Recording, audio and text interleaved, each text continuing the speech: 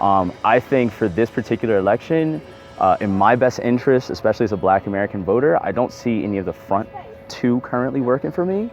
So I feel like either Jill Stein, which would be my favorite. I'm a big climate, change candidate. I think that that's a huge issue to me. Outside of that, I would say Gary Johnson is better to me than the other two.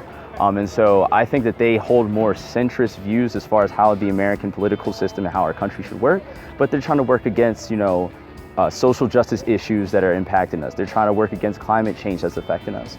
I think that's really important, working forward as a future and as a young voter here in America. So those are things that stand out to me.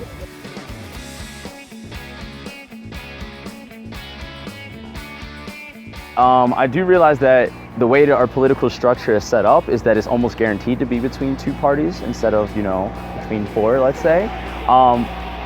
However, there comes an issue where you have to vote between either your conscience or, choosing the least impacting damage, the least of both worlds, if that makes any sense.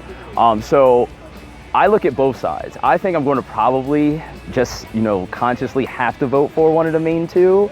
But my goal is to eventually have more plurality in our political elections, because the fact of the matter is that we don't have a red versus blue country. Not every issue should be yes or no.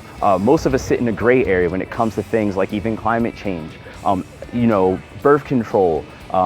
These are gray issues. And so to just have it be red versus blue to me is ridiculous. And it's something that we need to change. And hence one of the reasons why, even though I don't believe that a third party might win this election, I still consider it as something that looking forward is going to be more of a considerable option. Because I just don't see my interests being represented well in either one of the parties right now.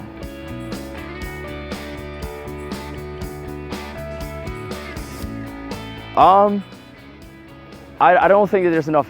First of all, I don't think there's enough transparency between the two candidates as far as what their issues particularly are. I feel like there's a lot of bickering back and forth and not a lot of solution coming from either candidate. I feel like, once again, especially being a Black American, being an African American, I don't see enough of my particular issues being discussed in the political system. If you come from, I'm originally from West Philadelphia, mostly Black area, a lot of low income, low income. And I see the sort of structural issues that I face in my community and that my community faces, and I don't see any sort of talk going on about that. I also don't think that there's enough talk about climate change. I think that our foreign policy perspectives from both candidates are completely out of whack. I don't think that they have, mind you, while Clinton she has the experience when it comes to foreign policy, I feel like her perspectives moving forward are just going to be more of the same. We're going to be in more quagmires, we're going to be in more small-scale military interventions, and that's something that I'm against. I think that as a country, especially right now, we need to focus ourselves inward and try to focus on making ourselves a better country. It's ridiculous to me. Our education costs are spiraling out of control to the point where when I have my children, I don't know if I'll be able to afford college for them. Our climate is spiraling out of control to the point where we have wildfires between Texas and California, floods in Louisiana.